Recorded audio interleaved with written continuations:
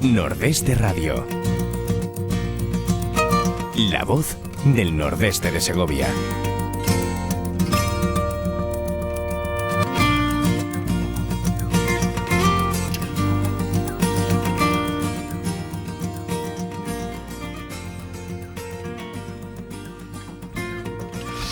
Amigos, muy buenos días y bienvenidos a Nordeste Radio. Hoy tenemos un programa que le va a divertir un montón. Pero bueno, primero voy a saludar a Vicky. Vicky Bañez, muy buenos días. Hola, buenos días. No tengas quejas, hace sol y hace bueno. Hace bueno, además este es un programa en el que no suelo intervenir, pero hoy tenemos un tema que me resulta muy entrañable, divertido, bonito. Te va a gustar curioso. Primero. Sí, porque vamos a hablar primero, nos vamos a ir hasta el Club Argo, vamos a ver una entrevista que nuestro compañero, amigo, colaborador Luis Manuel Zorrilla ha hecho a Fernando Alonso y Frías sobre su obra Servidumbre. Un libro muy interesante y se presentó este libro en el Club Argo. Y de esa presentación nos facilita nuestro amigo Luis Manuel Zorrilla una entrevista que él mismo ha hecho y vamos ahora en un ratito, en un reto de nada, a verlo. Y luego vamos a hablar de un tema que es el que decías tú, Vicky, que es la Cibeles.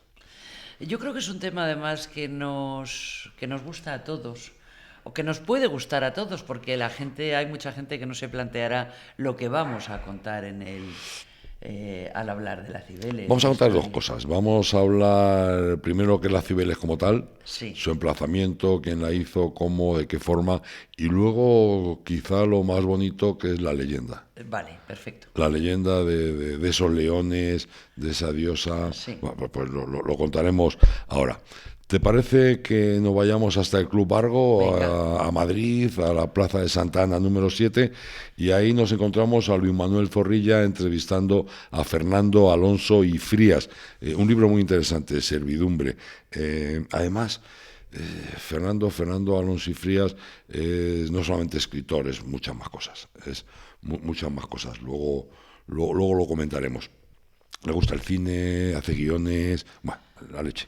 Nos lo cuenta Luis Manuel Zorrilla, les dejo con él, ¿vale? Venga, cuando quieras.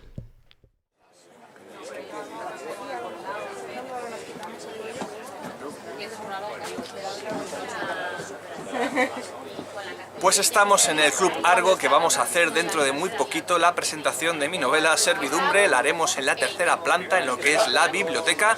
Estamos aquí en la sexta, en la magnífica terraza del club, como podéis ver, unas vistas privilegiadas del skyline de Madrid. Y ahora vamos a hacer una entrevista un poquito más en profundidad, también en la segunda planta, para mostraros todos los recovecos de este ilustre edificio. Estamos aquí en la segunda planta del Club Argo, donde va a presentar su nueva novela Fernando Alonso y Frías, escritor que hasta ahora había escrito libros de poesía, pero que es la primera novela que haces. Además es una novela que nace de algo excepcional, ¿no? Cuéntanos de dónde nace esta novela. Bueno, es la primera novela que publico. Sí que tenía novelas escritas de antes, pero eran novelas, digamos, de juventud. Sí que es verdad que, bueno, que esa experiencia, ¿no? esas horas de vuelo de haber escrito novelas antes me ha venido bien, pero sí que es la primera novela, digamos, en serio y que he llegado a publicar, Servidumbre. Servidumbre. Servidumbre es un tipo de... ¿Qué género de novela es? ¿Cómo la definirías tú? Bueno, yo la defino como un thriller psicológico. Es verdad que toca muchos palos, porque tiene thriller, lógicamente, tiene mucho de psicológico y tiene algo de novela negra. Tiene, yo creo, algo también de fantástico, aunque esto a veces da pie a muchas veces a equívocos. Y sobre todo es muy importante decir que está ambientado en cierta manera en el mundo de la dominación, del sadomaso, del BDSM, que se llama. Bueno, yo que tengo la suerte de haber leído la novela, quiero preguntarte sobre algunas cosas. Tus personajes son muy potentes. Yo estoy de acuerdo contigo que es un thriller psicológico bastante de dominación, no solamente sexual, a lo mejor por el BDSM, que tampoco es que la novela sea totalmente sexual, sino todo lo contrario, ¿no? Lo que es la dominación psicológica de una persona sobre otra. ¿Nos puedes contar un poco la sinopsis del libro sin darnos todo, ¿no? Pero darnos un poquito del libro. Sí, como tú dices, el tema del BDSM, hay unas cuantas escenas, digamos, más sexuales o más explícitas, pero son las que son. Pero luego sí que flota durante todo el rato, durante todas las escenas, los capítulos, siempre hay ahí ese aspecto de dominación psicológica que está todo el rato flotando en el ambiente, digamos, ¿no? que influye. La sinopsis, bueno, pues hay un personaje que se llama Diego, es una persona que yo describo como una persona gris, es un oficinista de mediana edad, que tiene, bueno, no está casado, pero que está en pareja desde hace 20 años, en principio feliz también, y un buen día va al trabajo como todos los días en su coche y cae encima del capó de su coche de repente un suicida que tiene la mala suerte de caerle justo encima del capó de su coche, se lleva tremendo susto, lógicamente.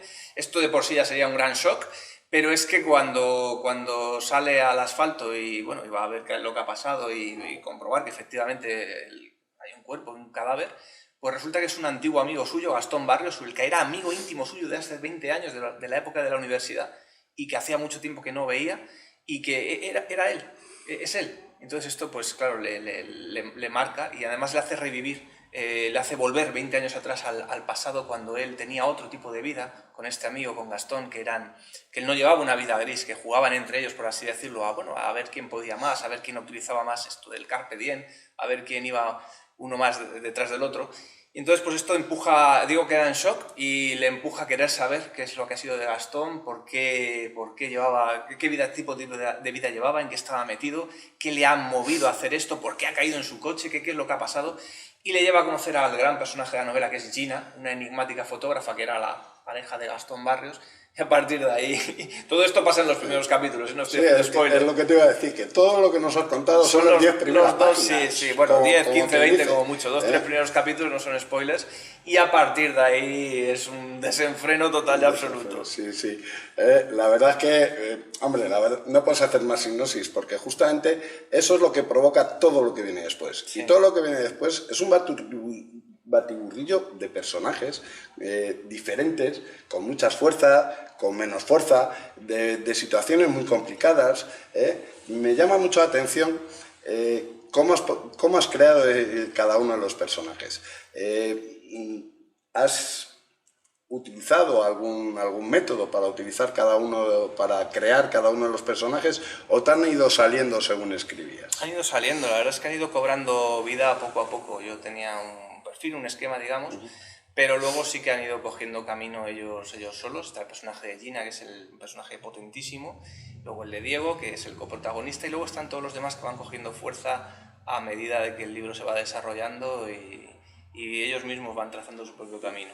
Es curioso una cosa, tú eres director de cine y además escribes guión. Entonces, normalmente el guión es el que te ha dado luego sacar la novela, o al revés, has hecho la novela y después vas a hacer un guión. No, primero fue el guión. La idea era hacer un proyecto cinematográfico, quería hacer mi segundo largometraje, entonces me puse a escribir el guión, rodamos un teaser, hicimos los materiales, y por el camino pues se me ocurrió que la historia pues que merecía la pena ser contada también de una manera más estrictamente literaria, y dije, bueno, voy a pasarla al formato novela. Y pensé que iba a ser más fácil, la verdad es que ha sido más complicado de lo que creía, pero bueno, ahí está, lo hemos terminado. Es que claro, tú tenías como director y como guionista, tenías la parte de imagen que transmite a quien ve una película, pero en un libro, una novela, le tienes que aportar esa parte que no está en imagen para que ellos lo vean, y esa es la parte complicada.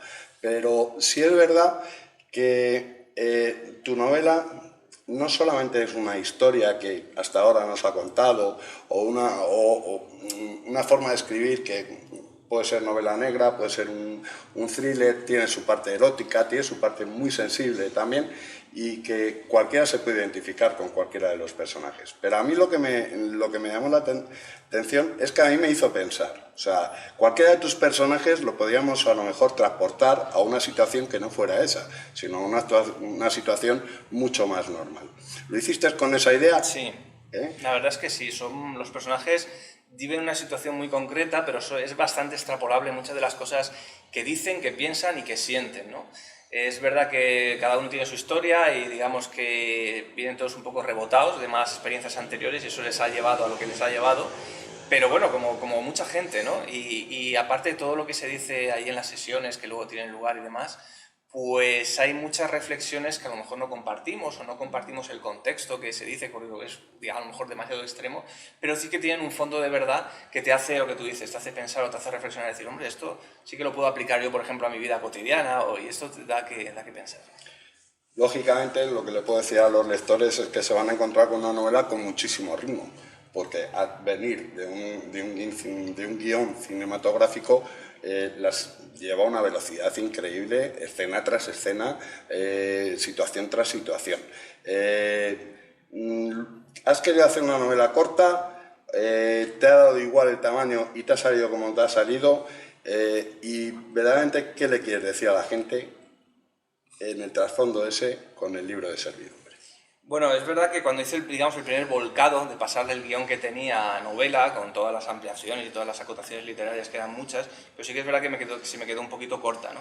Y entonces, pues bueno, quise, igual que un guión cinematográfico, una película, tienes... En el fondo no importa, lo que importa es contar bien la historia, ¿no?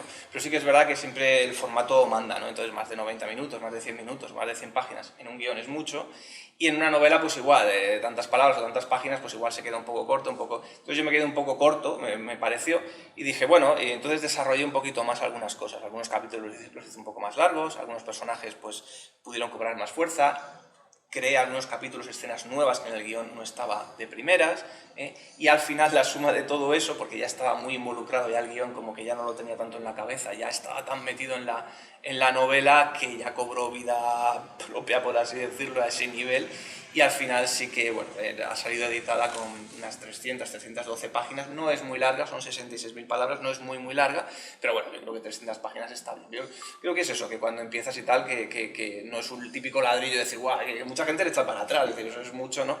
Creo que no es ni corta ni larga, creo que es la medida justa y lo que el relato también pedía, ¿no? Yo sé perfectamente que tú has preparado mucho la presentación de este libro. Te ha preocupado mucho, que sabemos que todos, que el nicho de los lectores en este país, en España, son mujeres mayores de 45 años, 40, 45 años, y que a lo mejor al tratar el tema que tratabas de sadomasoquismo, iban a oír un poco del tema.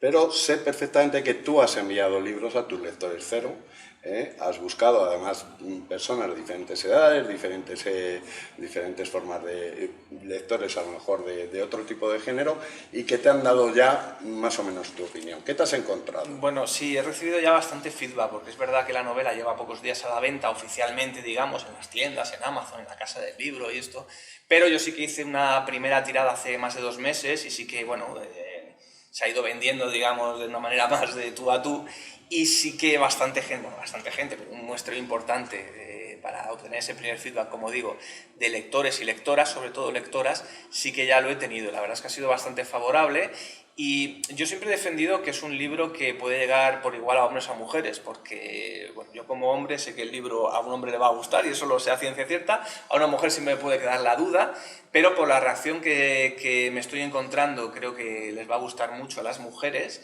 Y además yo siempre lo he defendido porque el 70% de los personajes protagonistas son mujeres. La protagonista principal es Gina, que es una mujer de armas tomar, pero de armas tomar. Te identificas más o menos con ella, pero es que gozas viendo cómo hace y lo que hace, etc. Luego sí que es verdad que el coprotagonista es Diego, que es el protagonista masculino, pero a partir de ahí todos los demás secundarios, hay un par de protagonistas masculinos, pero el resto son 6, 7 mujeres, ¿no? O sea, es un libro predominantemente con personajes femeninos, bueno, lo cual ha sido un reto a la hora de escribirlo. Claro. Curiosamente hoy, después de comer aquí en el Club Argo, aquí en la sobremesa estábamos hablando tú y yo, que la visión a lo mejor del personaje de Gina podría ser totalmente diferente. Imagínate que yo me quiero imaginar a Gina, la he visto así, la pongo rubia, altísima, guapísima o no sé qué, y a lo mejor cualquier hombre, pero sobre todo una mujer, la vería totalmente diferente, ¿no? O sea, que lo que vamos a sacar del libro, un hombre de leer la novela seguramente sea muy diferente a la opinión que saque una mujer. Bueno, respecto al personaje de Gina, sí que es verdad que hay una descripción física además bastante concreta de ese personaje, sobre todo a través de los ojos de varios de los otros protagonistas. Te la puedes imaginar como quieras, pero en la novela se la describe rubia, con ojos verdes, etc. Bueno, Pero lo que tú dices, sí, pero yo iría más allá incluso, es decir, no solo respecto al personaje de Gina, sino en general, porque en la novela se dicen muchas cosas y pasan muchas cosas. Entonces, pero ya no por ser hombre o mujer, sino que es que depende de tu edad, de tu ideología, de, no sé, es que lo revienta todo, lo trastoca todo. Yo digo medio en broma a la gente que le estoy vendiendo el libro o que le estoy diciendo que lo lea y esto, le digo, este libro te va a cambiar la vida, pero es que te va a cambiar la vida. Hombre, evidentemente estoy exagerando, no es eso, ¿no? Pero sí que es un libro que no te deje indiferente. Es un libro que dices, bueno, sí, más o menos bien, me ha gustado, no me ha gustado, pero bueno, lo olvidaré pronto, tal. Igual te gusta, igual no te gusta, pero desde luego que olvidarlo no lo vas a olvidar porque es un libro diferente, es una historia diferente, remueve, atrapa y sobre todo torpedea, bajo la línea de flotación, remueve conciencias. Es verdad que remueve conciencias y es por eso, porque es que estás leyendo una novela que es un thriller psicológico, que hay una aventura, que hay una cuestión ahí, entra la parte del BDSM, hay una cuestión de una tensión sexual, hay todo. Pero cuando terminas el libro, cierras los ojos y dices, joder, aquí hay, entre línea y línea de cada página, hay una historia más profunda, ¿no? Y es de donde sacas las conclusiones. Y que es una historia que es muy original, es una historia que hasta ahora nadie había escrito algo parecido. Bueno, no sé si se ha escrito o no, porque eso no se puede controlar, no tengo yo conocimiento de todo lo que se puede haber publicado y esto, pero sí que es verdad que cuesta encontrar, ¿no? Primero, de la temática BDSM, tanto en películas como en literatura no hay mucho, y lo que hay es muy específico, muy de serie B o de serie Z, y muy yendo a lo erótico, a lo fácil o a lo chabacano, ¿no?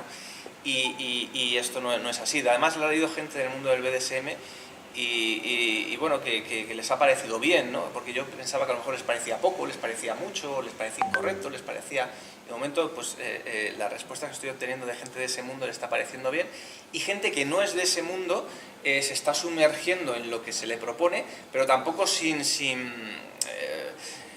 que sea demasiado, en el sentido de que, bueno, a lo mejor dice, bueno, esto va el tema no me va, bueno, es una ambientación, digamos, es que aunque no te guste mucho el BDSM o el tema no conozcas o no te interese o no, es una que, herramienta claro, para utilizarlo. Va a haber muchas más cosas detrás, ¿no? Porque realmente, como tú dices, el personaje de Gina lo utiliza como una herramienta, como un vehículo para luego conseguir sus fines de una mejor forma, pero realmente te está contando muchas más cosas que no es BDSM, es otra cosa, ¿no? Sí, yo me inclino más, aunque tenga la parte... Yo creo que has utilizado la parte del BDSM para poder meter esa presión psicológica sobre alguien subordinado. Es curioso, la verdad es que es una novela súper recomendable, una novela que hace pensar y que hoy, que es la primera vez que la vas a presentar, yo te... Espero que tenga muchísimo éxito y que nos cuentes ahora pues cualquier cosa que quieras que no te haya preguntado yo. Sí, pues ahora viene dentro de pocos minutos, tendremos la presentación, el bautismo de fuego, como yo digo, y bueno, y a partir de aquí, pues vamos a ver la vida que tiene Servidumbre, que espero que sea larga y próspera. Y una cosa muy importante, ¿dónde podemos conseguir tu obra?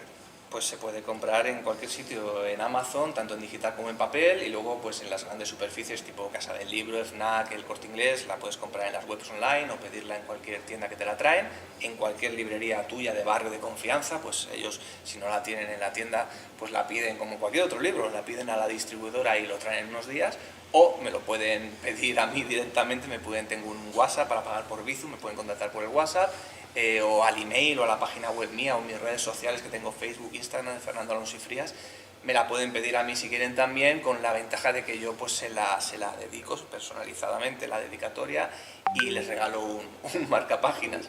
Entonces hay muchas maneras, no hay excusa, hay muchas maneras de conseguir Servidumbre. Seguro que se va a hablar mucho de tu novela, seguro, Fernando, que se va a hablar mucho de Servidumbre, lo tengo clarísimo, y además ya hablaremos contigo otra vez, porque como sé que tienes una campaña muy dura durante estos 2 primeros meses, queremos que nos cuentes. Claro. A 1 de diciembre, ¿qué tal te ha ido? ¿Qué tal ha ido? Claro que sí, yo encantado. ¿Qué tal la pelea de la campaña, etcétera, Sí. etcétera? Pues muy bien. Nos vemos el próximo día con Fernando en el mes de diciembre y que nos cuente cuáles han sido sus aventuras haciendo una campaña de promoción como Dios manda de una obra. Muchas gracias, Fernando. Gracias a ti. Llevamos 2 años esperando. El domingo 17 de octubre no te pierdas la 10ª carrera popular y marcha solidaria Caja Rural. 16 kilómetros de carrera desde La Granja hasta Segovia por la senda verde del Eresma o 7 kilómetros de marcha por los valles del Eresma y el Clamores. Si lo prefieres, también puedes disfrutar de las pruebas en formato virtual. Este año las plazas son limitadas, así que apúntate ya y llévate tu camiseta Miss Pink. En Deportes de Carrerilla, sede de la Asociación Española contra el Cáncer, llueven.org o en fundacioncajaruraldesegovia.es. El 17 de octubre, todos con la carrera popular y marcha solidaria de Caja Rural, por el Banco de Alimentos y la Asociación Española contra el Cáncer.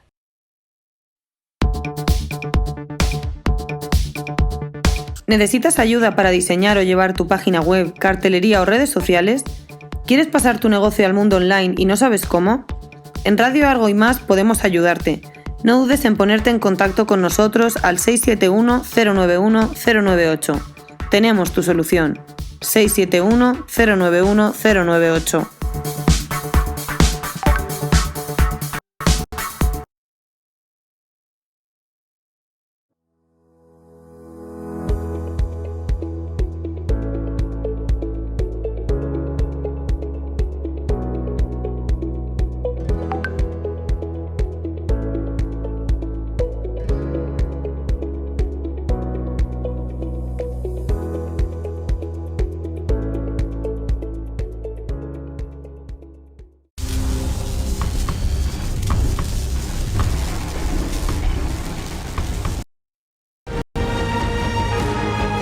Riaza es patrimonio,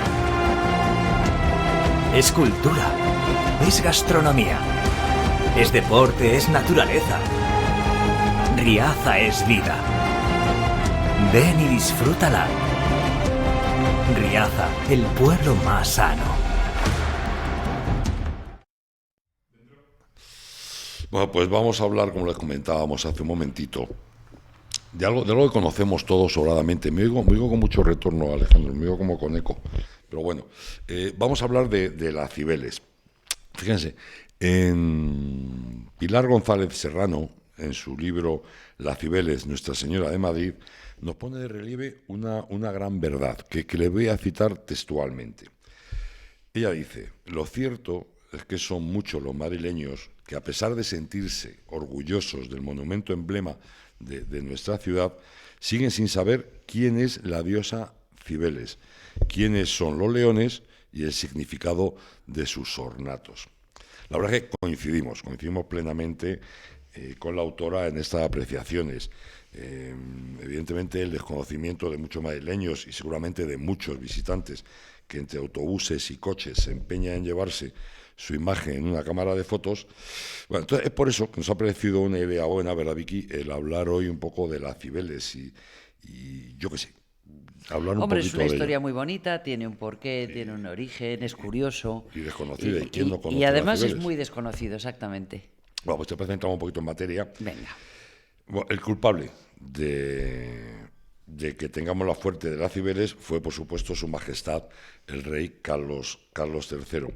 Ya saben que cuando subió al trono, pues tuvo la feliz idea de mejorar y embellecer Madrid, a la vez que dedicó un gran esfuerzo al desarrollo de la educación y los comportamientos de los madrileños, sobre todo en materia de salubridad e higiene. Un tema que un día podemos traer también Eso aquí, te iba a decir, de cómo sí. era el Madrid.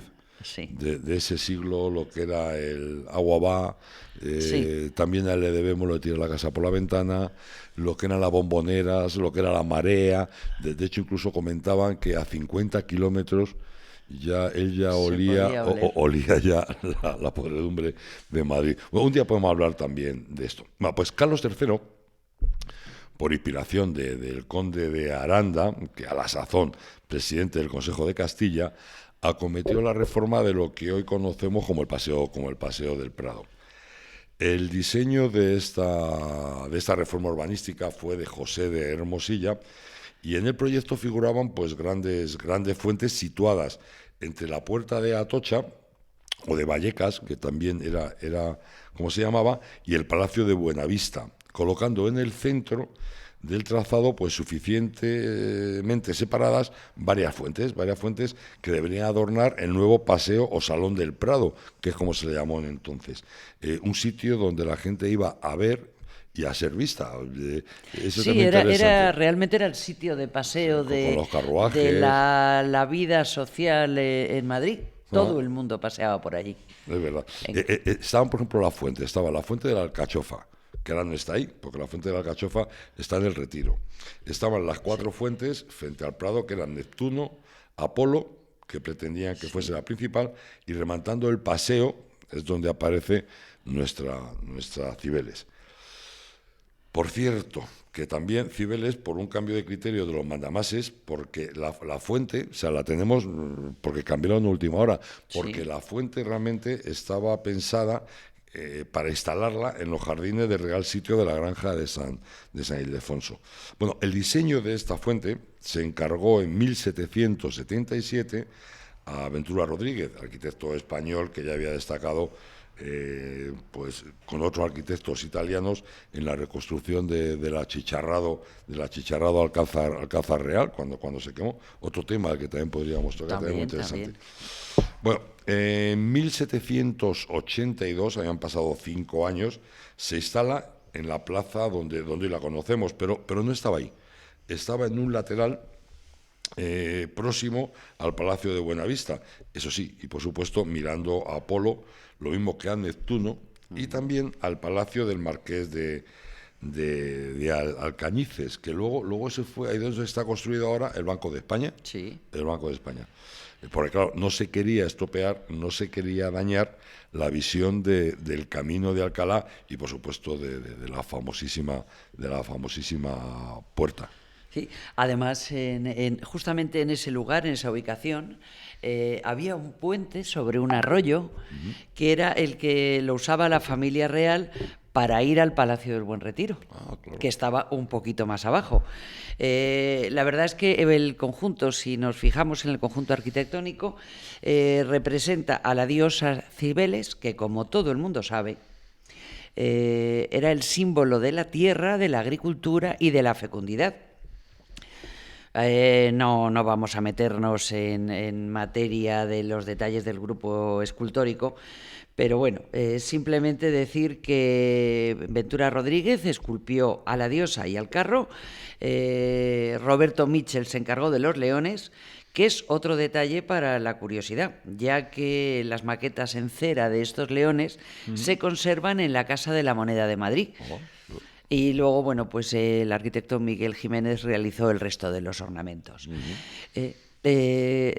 Tanto la diosa como el carro están esculpidos en piedra de una localidad de Toledo, muy cercana a Madrid. Pero estas piedras tardaron 92 días en llegar a Madrid. El transporte al transporte. Fíjate que estamos hablando de 42 kilómetros, concretamente del pueblo de Montes Claros. Sí. O sea, es increíble. 92 días.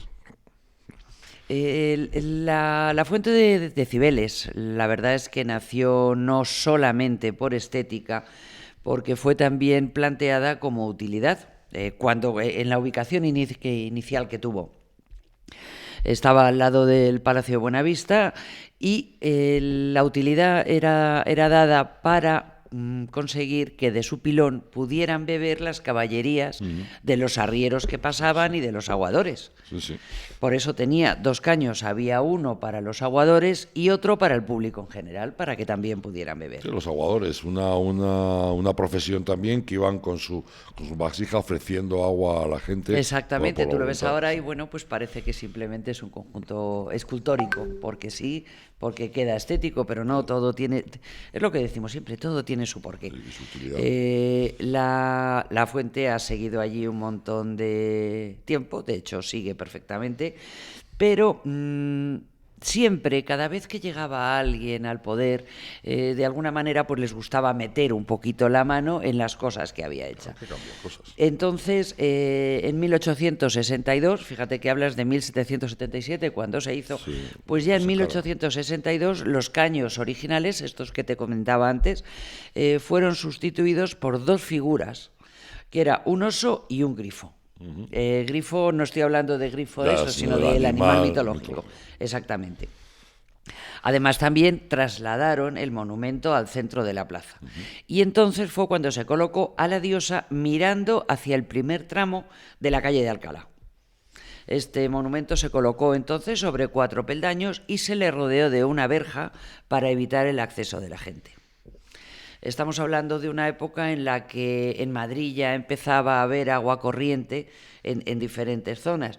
Entonces volvieron a quitar al oso y al grifo, volvieron al diseño original de Ventura Rodríguez, pero le añadieron los 2 amorcillos, que uno vierte la cola, agua de una ánfora, y el otro sostiene una caracola. A mediados del siglo XX también hubo más cambios y entonces se le añadieron una serie de surtidores verticales y chorritos y luces de colorines y un montón de cosas. Así queda mamona. Sí, queda más mona, pero claro, ha desvirtuado un poco pues el origen. Pero bueno, estéticamente queda preciosa. De hecho, la fuente sigue ahí, sigue sentada en su trono, sigue sobre un carro tirado por los 2 leones. Eso es curioso. ¿Por qué está tirado por 2 leones? Me Sí. pregunto yo, o se preguntará mucha gente. Es la diosa de la tierra y de las cosechas, es la madre Sí. de todos los dioses. Tú dices, joder, pues lógicamente podría el carro estar tirado por 2 bueyes o por 2 caballos, no sé, algo así, pero no es así. No, la verdad es que los leones forman parte de la leyenda mitológica en torno a la Cibeles. Eso me gusta, la leyenda me encanta. Esa es una historia que prácticamente es desconocida para la gran mayoría de los madrileños, no te cuento del resto de los españoles. Bueno, muchas veces la verdad es que lo que tienes más cerca quizás es lo que menos importancia le das. Tienes que viajar, salir, y es probable que en provincias pues a lo mejor sepan más historias de ciertos lugares de Madrid que los propios madrileños. Es verdad, cuando sales es verdad que tratas de enterarte de todo, de la ciudad que visitas, te das unas sobas extraordinarias y evidentemente lo que tenemos al lado parece que ya lo haré. En cualquier momento lo podemos hacer y no lo hacemos nunca. Bueno, pues si quieres te cuento la leyenda. Sí. La historia cuenta el mito de Atalanta, nacida cerca del Olimpo. Su padre solo quería tener hijos varones. Entonces, ¿qué pasa? Pues tiene una hija. Lo que hizo con ella fue abandonarla en el Monte Partenio y se crió amamantada por una osa y criada por unos cazadores. Lógicamente, Atalanta llevó una vida salvaje que la dotó de una gran fortaleza física, se convirtió en una hábil cazadora, deportiva y animosa. Pasan los años y el padre entonces decide reconocer a la hija, lógicamente con el exclusivo objeto de casarla. Pero Atalanta odia el matrimonio, dice que ella no se piensa casar, entonces según le van presentando pretendientes, pues ella lógicamente los desecha a todos. Entonces llega a un acuerdo con su padre y dice que se va a casar con aquel joven que logre vencerla en una carrera. Estamos hablando de que Atalanta era una gran atleta. Va derrotando 1 a 1 a todos los candidatos. Pero llega Hipómenes. Y Hipómenes se enamora perdidamente de ella. Y entonces dice que vale, que va a disfrutar la prueba. Como entonces en el Olimpo, pues también había tráfico de influencias. No es una cosa nueva. No, esto es de toda la vida. Entonces pidió ayuda a su amiga Afrodita. Ya sabéis, la diosa del amor. Ajá. Y Afrodita le revela el punto débil de Atalanta, la codicia. Anda. Entonces Afrodita se llevó al joven al jardín de las Hespérides y le entregó 3 manzanas de oro. Comienza la carrera, entonces cada vez que Atalanta adelantaba a Hipómenes, pues Hipómenes tiraba al suelo una manzana de oro. Y la otra se paraba a recogerla. La otra, lógicamente exceso de confianza, pues se paraba a recogerla. Pero llegó un momento que calibró más las fuerzas y la codicia le hizo perder la carrera. Entonces ya, pues lógicamente no tuvo más remedio que cumplir la promesa y contraer matrimonio con el vencedor. Y se acabaron enamorando, de verdad. Al final sí, o sea, Hipómenes no solamente venció a la joven Atalanta en la prueba física, también se ganó su voluntad y el corazón de la joven, de quien nació entre los dos un intenso amor. ¿Qué pasa? Un día hacía mucho calor y entonces el joven matrimonio se refugió en el interior del templo de Zeus. Se estaba más fresquito. ¿Qué pasa? Que se olvidaron del respeto al lugar sagrado y entonces Zeus, indignado con este... Pues se empezaron a hacer mamelucos y cosas, ¿no? Sí, se empezaron a sobetear un poquito. Entonces, el propio Zeus lo que hizo fue convertirlos en leones. Y estos son los leones que tenemos en la fuente de las Cibeles. ¿Pero por qué están juntos? Bueno, pues porque estaban juntos y los pusieron a los dos allí como símbolo de lo que significaba. Y porque se apiada la rosa, la Pero diosa. aparece otra vez nuestra diosa Afrodita y los une a un carro, los une para que puedan permanecer ya juntos durante toda la eternidad. ¿Qué más te puedo contar? Que la Cibeles no solamente es un grupo escultórico, para, como una curiosidad, el estanque que la rodea recoge el agua de todos los surtidores que brotan del propio carro en donde se asienta el trono. Y este agua sirve, llegado el caso, que ese es otro tema para contar otro día, para inundar la cámara acorazada del Banco de España. Realmente interesante. ¿Qué te iba a decir? Bueno, pues recordar que si pasan por Madrid, si ven a la Cibeles, pues ya saben un poco lo que están viendo. Y si quieres te cuento alguna anécdota más que me sé yo de la Cibeles. Venga, perfecto. Pues mira, hemos hablado de que un oso y un grifo que se añadieron en el año 1862 y que se retiraron unos años después, en el 1895.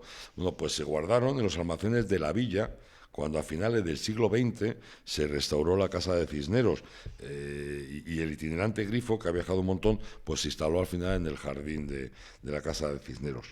El oso, la verdad que estaba muy estropeadito, estuvo mucho tiempo adornando uno de los paseos de la Casa de Fieras, que hay un oso y un dragón. ¿Te acuerdas de la antigua casa de Fieras? Sí, así verdad. como los tritones y las nereidas de las fuentes. También en el Paseo de Prado. Eso se puede contemplar en el Museo de los Orígenes de Madrid, en el antiguo Museo de San Isidro. Sí, Pues sí, ahí es se cierto, puede sí. contemplar. Y la verja, que tú has mencionado antes, la verja que pusieron, bueno, pues que rodeaba la fuente, ha estado desaparecida. O sea, desapareció. Y no hace mucho tiempo, un periodista que estaba por ahí dando vueltas y cotillando, pues dio con ella en el recinto de la sede de la banda de cornetas y tambores de la Policía Municipal. Está cerca del puente de los franceses. Y otra cosa. Hay otras Cibeles en la Ciudad de México, que es una réplica exacta de la fuente nuestra, y fue un regalo que se hizo.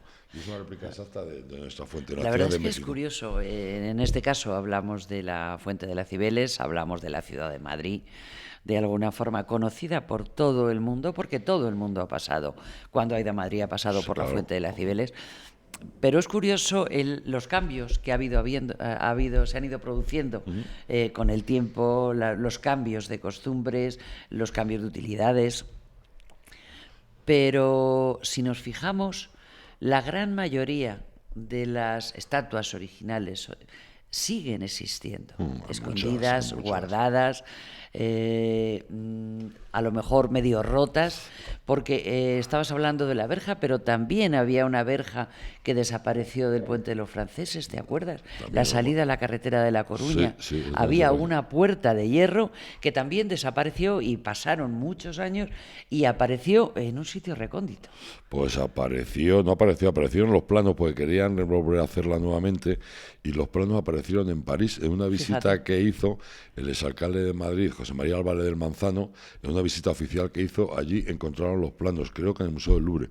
Fíjate, Y pues que no sabía, podemos apareció- encontrarnos aparecieron muchas de cosas en casualidad, el sitio más insospechado.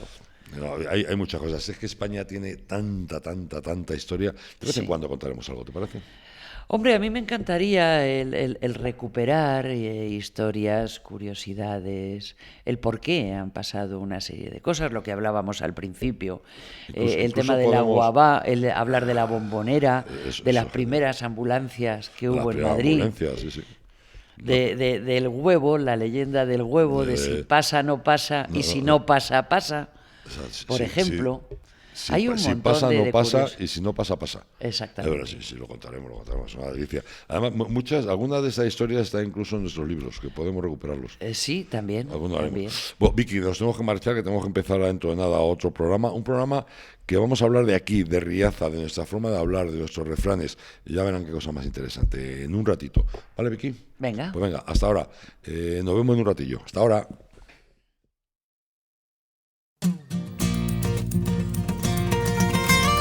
Nordeste Radio.